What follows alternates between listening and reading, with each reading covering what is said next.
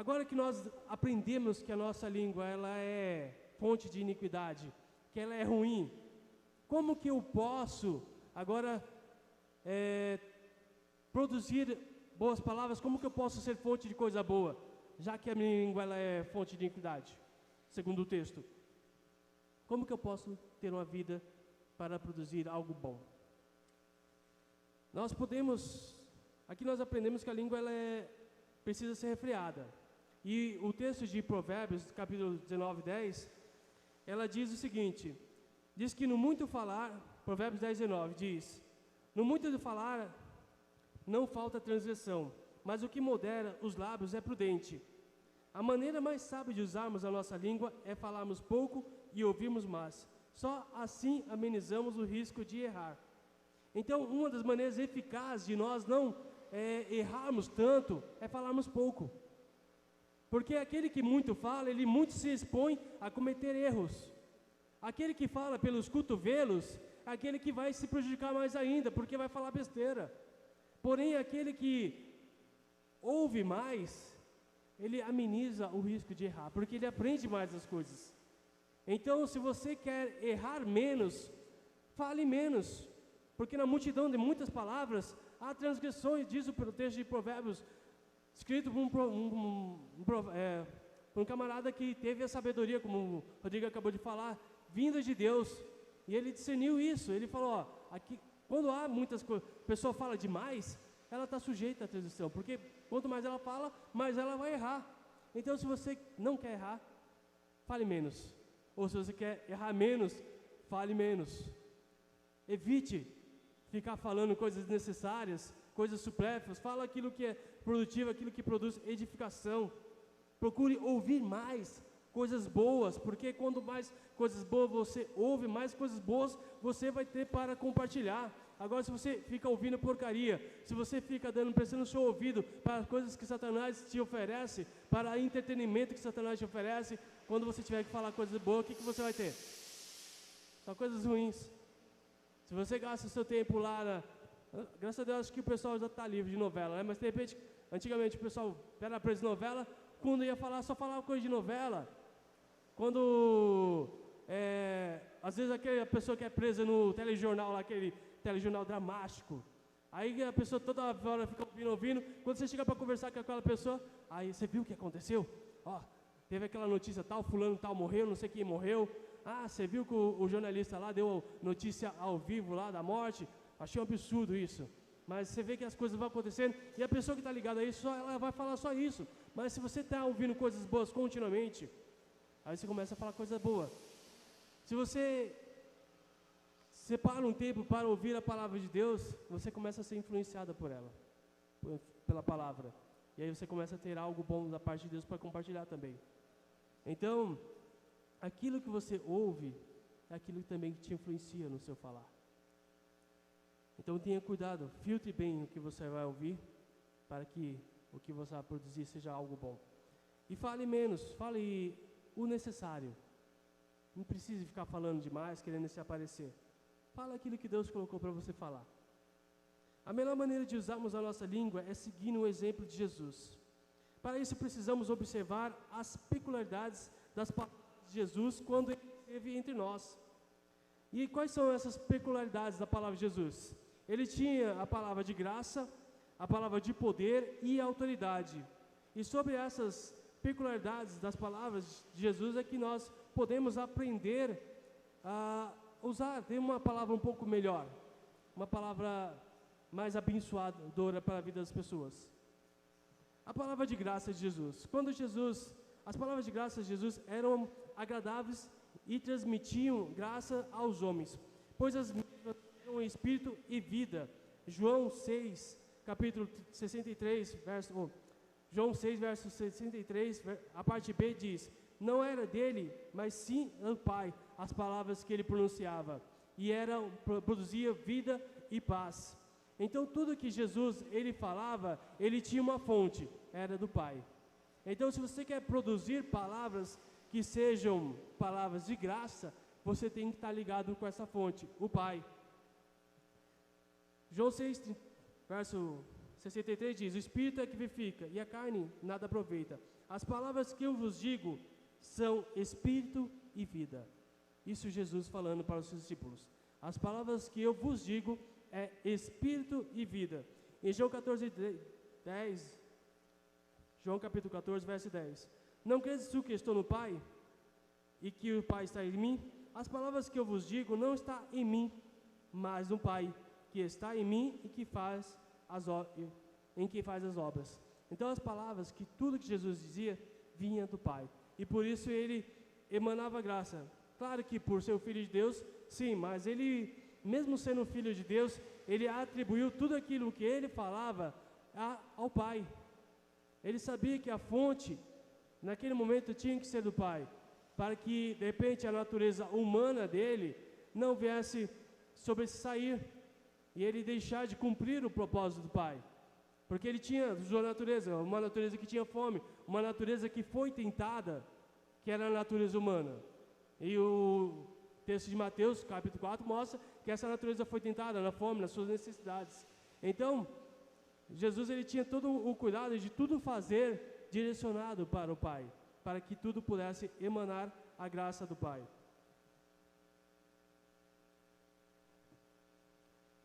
As palavras de poder. As palavras de Jesus haviam poder, pois pelas palavras dele os enfermos eram curados, os cativos eram libertos. Em Lucas capítulo 4, verso 36 diz: E veio espanto sobre todos, e falavam um com os outros, dizendo: Que palavra é essa? Que os espíritos imundos manda com autoridade e poder, e eles saem. E milagres aconteciam pelo poder da sua palavra. Pedro, ele reconheceu o poder da palavra de Jesus, quando na pesca maravilhosa, Pedro ele teve que lançar a rede ao mar, e ele lançou e ele ficou admirado. Que palavras são essas de poder? Então a palavra de Jesus, ela tinha a graça e emanava o poder de Deus. Os espíritos eram sujeitos a essa palavra de poder de Jesus. E assim também nós temos que emanar o mesmo poder da palavra de Jesus, porque a Bíblia diz que nós devemos ser imitadores de Cristo. Mas Alexandre, o que é isso? Você quer que eu tenha a mesma autoridade que Jesus? Será que não foi para isso que ele nos chamou? Será que não foi isso que ele fez com os discípulos dele? Porque depois que ele veio, ele subiu ao céu, ele mandou o Espírito Santo para os discípulos, e os discípulos não curaram mais, não expulsaram mais demônio. Você vê alguns discípulos, o apóstolo, não expulsando demônio? Se você olhar o livro de Atos, houve milagres, prodígios e houve curas também, porque a palavra de poder foi delegada também aos discípulos. E essa palavra de poder, amados, ela está também disponível para nós também. Quando nós estamos interligados à videira, a nossa palavra ela tem que ter o poder de impactar vidas. A nossa palavra tem que ter o poder de transformar vidas. O Lucas 5,17 diz: E aconteceu, num daqueles dias, estava Jesus ensinando, e estavam ali sentados os fariseus e doutores da lei, e todos tinham vindo de todas as aldeias da Galiléia e da Judéia e de Jerusalém, e a virtude do Senhor estava ali para os curar. Esse texto, virtude, é comparado ao poder do Senhor estava ali para curar através de Jesus. Então é interessante observar que Jesus ele emanava esse poder para a vida das pessoas, e as pessoas ficavam impressionadas. Nossa, que palavra de poder! De onde vem esse poder? Todos estavam acostumados a ouvir muitos profetas, mas quando Jesus veio, ele mudou todo o cenário. Ele veio trazer um cumprimento de profecias que estavam sendo ditas pelos profetas, de que sobre Jesus estaria o Espírito de sabedoria, o Espírito de graça, o Espírito de curar, para curar os enfermos. Então os fariseus estavam olhando para aquilo e não estavam querendo aceitar, mas estavam sendo impactados por aquilo que eles viam. Então, a nossa palavra, ela tem sim também um poder de influenciar o ambiente que nós vivemos. A nossa palavra, ela pode salvar ou pode destruir vidas. E apenas como ilustração, eu tive um tempo atrás ministrando aqui, acho que vocês vão lembrar, sobre a questão da física quântica, e eu falei de uma experiência de um cientista chamado Masaru Emoto. E o Masaru Emoto, ele falou do poder de influência da palavra. Eu quero que é Israel, né? Israel, coloca o projetor. Israel, coloca aquela imagem que eu separei para mim. Esses são os cristais que Masaru Emoto, ele congelou em algumas fontes de água. Ele fez a experiência da seguinte maneira: ele pegou tubinhos de águas e para alguns tubinhos de águas ele colocou palavras boas e para outros ele colocou palavras ruins. E ele congelou isso a alta temperatura e depois ele levou ao microscópio e observou como que formava a formação dos cristais nessa experiência. E a experiência mostra que onde havia palavras boas, ou a água que estava sob influência de uma canção boa, havia um aspecto melhor do que as que estavam sob a palavra de maldição, ou uma música muito agressiva. Então ali temos a foto, a música de Mozart, depois tem a música de Imagine, do John Lennon, a palavra de amor, e ali é uma fonte de água suja, depois uma oração, palavras de agradecimentos, e ali aquela palavra não lembro agora, mas é uma palavra de maldição também, e depois ali após a prece de oração também, a última parte. Depois de uma oração, a água ela foi influenciada. Antes da oração, aquele exemplo lá, olha lá, Fujiwara, before praise. Before praise tem a ver com a oração. Antes da oração e depois da oração, a água ela tinha outra característica. Então, a nossa palavra, ela influenciou um ambiente, influenciou a água. Agora, imagina que nós somos corpos constituídos por 70% água. Se nós recebemos muitas palavras negativas ou palavras de maldição, a experiência dele mostrava que nós poderíamos ser influenciados. Só que somos influenciados desde que estivermos num campo neutro. Se nós estivermos num campo, por exemplo, se a pessoa vem dizer para mim palavra de amor e eu estou cheio de amor, se a pessoa vem dizer para mim palavra de ódio e eu estou cheio de amor de Deus, a palavra de ódio não pode me influenciar, porque o amor tem que sobressair. Se eu estou no campo neutro, ou se eu estou no mesmo campo que a pessoa, odiando as pessoas, aquela palavra de maldição tem que produzir efeito. Vai produzir efeito. Então, quanto mais amor nós emanamos, mais protegidos estamos daquelas palavras que podem nos afetar. Você já tentou, por isso que a pessoa fala, não tem maldição que não pega sem causa. Não há maldição que vai produzir efeito sem motivo algum. Então, se você está, de repente, sofrendo a falar assim, agora as pessoas falam uma palavra de ódio para mim, e eu agora vou ser influenciado. Espera aí, não é assim. Senão, estaria complicado. Aquela palavra de ódio só vai produzir se você tiver ódio no seu coração. Só vai te influenciar se você tiver ódio, mas se você tiver amor, o amor, ele neutraliza a ação da palavra maligna. Então, se eu estou ligado a Deus, que é a fonte de amor, logo a palavra de maldição não pode produzir efeito na minha vida. Então você tem que estar interligado e constantemente, vigiando com suas palavras também, para que você também não venha ser canal de palavras ruins na vida das pessoas. Então a sua palavra ela tem poder para controlar todas as coisas. Agora a sua palavra também tem autoridade. Jesus, ele tinha a palavra de autoridade, e sobre a autoridade de Jesus, os demônios eram expulsos. Lucas 4:36 é um exemplo. Veio um espanto sobre todos, e falavam uns aos outros, dizendo: que palavras é essa, que até os espíritos do mundo manda com autoridade e poder e sai? E o mar e o vento se acalmavam. Lucas 8:25 diz: onde está a vossa fé? E eles temendo, maravilhados, e dizendo uns aos outros: quem é esse, que até o vento e o mar manda e eles obedecem? Então Jesus, ele tinha autoridade para comandar até a força da natureza. E Jesus tinha autoridade para repreender toda a ação do inimigo. Os espíritos demônios eram sujeitos à autoridade de Jesus. E também os mortos levantavam. Lucas 7:14 diz: e chegando tocou a esquife, e os que levavam paravam, e disse: Jesus, jovem, a ti digo, levanta-te. E o que fora defunto assentou-se e começou a falar. Então você observa que a palavra de autoridade que Jesus tinha era capaz de até levantar uma pessoa que estava morta, uma pessoa que não tinha mais a sua capacidade de ouvir as coisas, porque o Espírito já tinha saído, mas para aquele corpo que estava ali, morto, totalmente inerte, ele ouviu a voz de Jesus, e o Espírito voltou para aquele corpo, ele se levantou, porque Jesus tinha uma palavra de autoridade, e essa palavra de autoridade, sobre essa palavra de autoridade, as pessoas ficavam admiradas, e Jesus, ele fala que o segredo dessa palavra foi ser obediente ao Pai. Ele coloca que ele foi obediente até a morte, em Filipenses 2:8. O segredo de Jesus ter a autoridade, exercer a autoridade, como exemplo, ele deixou que estava na obediência. Ou seja, se eu sou obediente ao meu Pai, logo eu tenho autoridade.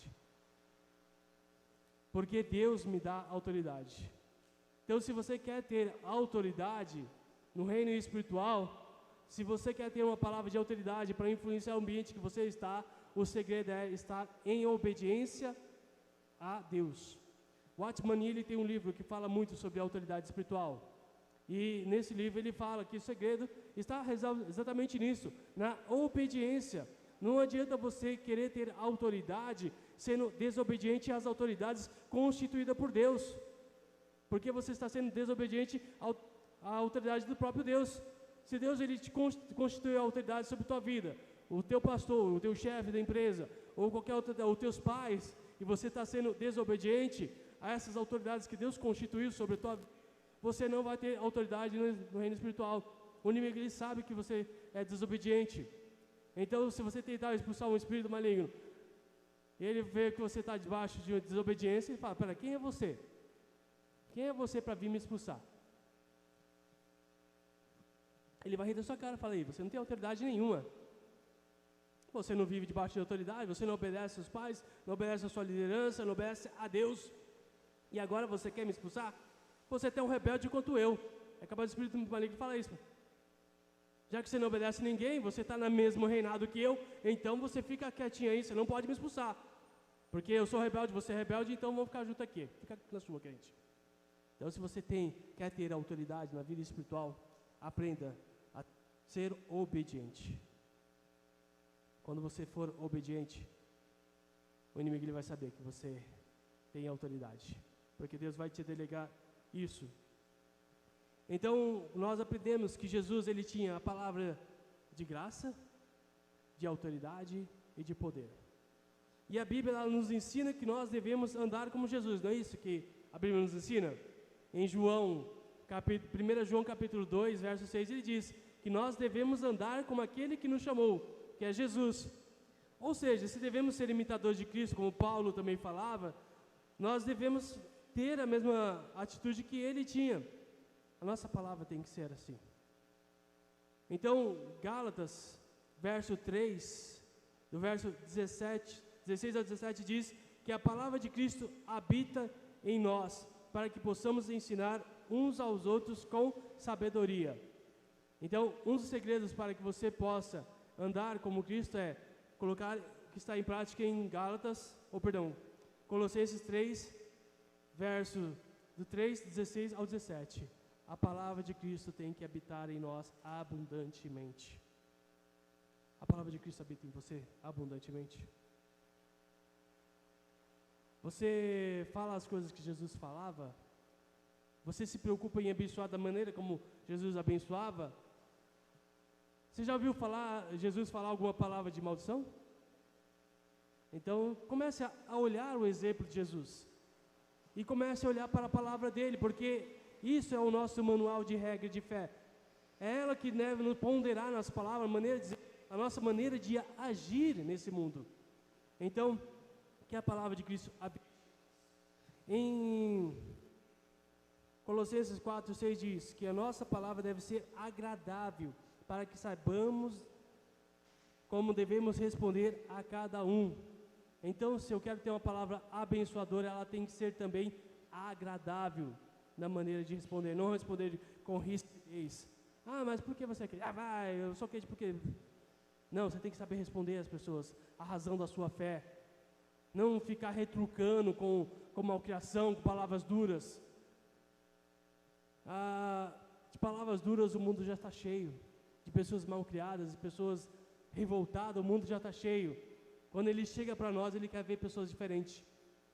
Ele quer ver em nós palavras agradáveis. E como que nós temos refletido isso? Será que estamos com o mesmo comportamento que tínhamos no mundo ou estamos agora como o comportamento que Cristo almeja de nós? Palavras agradáveis. Efésios 4, 29 diz: não deve sair da nossa boca nenhuma palavra torpe, mas só a que for boa para promover edificação. O que é a palavra torpe? Palavrão? Palavras de maldição? Palavras que difamam outras pessoas? Torpe. Sabe, às vezes nós não falamos palavrão, mas dizemos seu maldito. É uma palavra torpe. Desculpa a palavra, seu desgraçado. É uma palavra torpe. Seu infeliz. É uma palavra torpe. Então, isso que não promove edificação, tudo isso que denigre a pessoa, é uma palavra torpe. Então nós precisamos nos policiar, porque a Bíblia fala: não saia da vossa boca nenhuma palavra torpe, mas somente a que for boa para promover edificação. Tenha cuidado no que você vai dizer. Você é um representante de Cristo aqui na terra. Você tem que andar como ele andou. Você ouviu alguma vez ele falar para alguma pessoa que ele era infeliz, que ele era um miserável, que ele era um babaca, um idiota, alguma coisa assim? Você já ouviu Jesus falar alguma coisa sobre isso? Então, se você tem que seguir o exemplo dele, você vai ficar falando isso também? Policie-se na sua palavra. Não saia de sua boca nenhuma palavra torpe, mas só que for boa para promover edificação. Em 2 Coríntios, capítulo 2, verso 4, Paulo fala que a palavra dele não consistia em palavras de sabedoria humana, mas sim na demonstração do Espírito e do poder de Deus. E em 1 Coríntios, capítulo 4, verso 20, diz que o reino de Deus não consiste em palavras, mas em poder. Estamos falando de um apóstolo que compreendeu qual que era o propósito dele, que a palavra dele não deveria consistir em apenas a sabedoria humana, mas na manifestação do poder de Deus. Eu não falei para você que os apóstolos compreenderam isso? E Paulo, ele traz esse exemplo. Ele compreendeu que a palavra dele tinha que emanar o poder de Deus, a palavra dele tinha que impactar as pessoas. E assim a nossa palavra também, que nós somos aqueles que somos chamados com o mesmo chamado do apóstolo para proclamarmos o reino. A nossa palavra tem que produzir transformação. A nossa palavra tem que chegar na vida daquele que é drogado e gerar uma transformação na vida dele. Falar: Deus pode te libertar, Deus pode te transformar e você vai ser liberto em nome de Jesus. A nossa palavra tem que chegar na vida daquele que está embriagado e transformar a vida dele. A nossa palavra tem que chegar naquele que está na prostituição e gerar uma palavra de impacto para transformar a vida dessas pessoas, porque se nós não fizermos isso, nós estamos apenas vivendo como pessoas medíocres aqui na terra, não cumprindo o chamado de Deus. E de fato, às vezes somos pessoas muito, perdoa a palavra medíocre, é mediano no seu comportamento, pessoas que só vivem na média, pessoas que vivem no raso, não querem algo mais profundo com Deus, não querem ser usados por Deus, não estão se preocupados em impactar outras vidas de forma positiva. Então que você venha ter a mesma preocupação de Paulo, ter a preocupação de que a sua palavra ela possa emanar o poder de Deus. Em 1 Coríntios 5:20 diz que nós somos também embaixadores do reino, embaixadores de Cristo. E como os embaixadores, quando um embaixador, já estive colocando como exemplo aqui, mas como um embaixador que sai aqui do Brasil, ele vai lá para a Argentina, tudo o que ele fala lá é tudo que foi ordenado aqui no Brasil. Ele só pode falar lá na Argentina aquilo que foi permitido aqui do Brasil falar. Ele vai com uma orientação, ó, você chega lá, você só pode falar isso sobre o Brasil, você não pode falar mais que isso. Não pode entregar essa informação, nada além disso. Ele tem uma certa orientação, então ele não pode chegar lá e falar qualquer coisa, porque ele está representando o seu país. E nós, agora somos o representante do reino dos céus. E nós temos uma orientação a proclamarmos isso. Você sai daqui para fora, você tem uma orientação do que você tem que proclamar a esse mundo. E hoje você aprendeu que você tem que proclamar uma palavra de graça, uma palavra de autoridade e uma palavra de poder para a vida das pessoas. Então, essa é a orientação que você recebe da Embaixada de Cristo. E essa é a orientação que nós devemos colocar em prática nesse mundo que está cada vez mais carente do amor de Deus. Você tem que levar esse evangelho para impactar as pessoas a esse mundo. Agora, não faça como aquele embaixador que vai para outro país, se apaixona pelo país e de repente fala assim, agora eu vou assumir a pátria daqui, vou... Como é que fala? Esqueci o termo da palavra. Quando a pessoa, ela... Não entendi? Se naturalizar em outro país. Ele chega lá, sou brasileiro, mas eu gostei da Argentina, vou me naturalizar argentino agora, pedir meu certificado de naturalidade na Argentina. Não faça isso, porque você vai desagradar a Deus. O que eu quero dizer com isso? É que você foi chamado para o reino dos céus. Você às vezes vai para o mundo, gosta das coisas do mundo e quer voltar para lá. É mais ou menos como se fosse daqui para o Brasil, do Brasil para a Argentina e querer se naturalizar lá. Você não vai se naturalizar novamente nesse mundo, porque você nasceu no reino dos céus. Então não seja um traidor da sua pátria, seja representante da sua pátria aonde você estiver, porque a sua pátria é o reino dos céus. E o dia que você for chamado para prestar conta nessa pátria, pode ter certeza que tudo aquilo que você fez aqui vai ser levado em consideração. Todas as vidas que você impactou através do Evangelho vai ser levado em consideração, porque a Bíblia diz que nós teremos galardão. Então, como que tem isso a sua vida aqui? Você tem impactado as pessoas de forma positiva? Você tem usado o poder da sua palavra para transformar vidas? Que você possa assim fazer. Quando Deus criou o mundo, Ele colocou o homem com autoridade na terra. Nós podemos observar lá em Gênesis que Ele deu essa autoridade para o homem governar sobre todas as coisas. Não foi isso que Deus fez em Gênesis? Ele fala, ó, domine sobre todas as coisas, sobre todos os animais. Vou te colocar Adão como governo aqui sobre todas as coisas. Ele tinha essa autoridade. Porém, quando o homem ele pecou, ele perdeu essa autoridade. Não foi? Ele já não conseguia dominar mais o leão, os outros animais, por isso que ele não conseguiu mais conviver com os animais selvagens, porque ele perdeu a autoridade que ele tinha. Porém, quando o homem ele perde a autoridade, quando Cristo vem, ele morre por nós, ele restaura o velho homem e nos deu a condição de sermos novamente a autoridade dele aqui na terra. Isso que é maravilhoso. Porque Adão ele tinha autoridade, ele pecou, ele perdeu a autoridade, mas quando Cristo veio e morreu por nós na cruz do Calvário, a Bíblia diz que ele restaurou o velho Adão, criou um novo homem. E a esse homem ele delegou a mesma autoridade que ele tinha. Nós temos autoridade hoje nesse mundo, se andarmos em obediência aos preceitos do Pai. Então, a palavra de graça, a palavra de poder e a palavra de autoridade está disponível para aqueles que estão dispostos a usá-las. Porque Jesus, ele conquistou isso na cruz do Calvário. Mesmo nós não sendo merecedores, mesmo nós tendo um pequeno órgão que, segundo a Bíblia, é fonte de iniquidade, mas Deus, ele pega essa fonte de iniquidade e quer usar como fonte de bênção. Basta você querer deixar ele usar. Você vai querer deixar sua língua ser um pequeno órgão para inflamar a vida das pessoas ou para abençoar? Esse é o nosso desafio. Que essa palavra possa ter sido bênção nas nossas vidas e que esse aprendizado de Tiago possa nos moldar e nos transformar cada vez mais em grandes representantes de Cristo aqui na terra. Amém? Espero que tenha sido bênção na vida de vocês, que o Senhor possa nos ajudar a colocar em prática tudo aquilo que nós aprendemos, porque é difícil. Eu sei que quando o nosso ânimo esquenta, às vezes falhamos, mas com essa palavra hoje em nossos corações, vamos pedir, Senhor, que eu venha cada dia mais emanar as palavras de graça, de poder e autoridade que o Senhor tem deliberado para mim em minha vida, para que eu possa ser canal de bênção na vida das outras pessoas. E junto podemos transformar esse mundo que está cada vez mais carente da graça de Deus. Amém?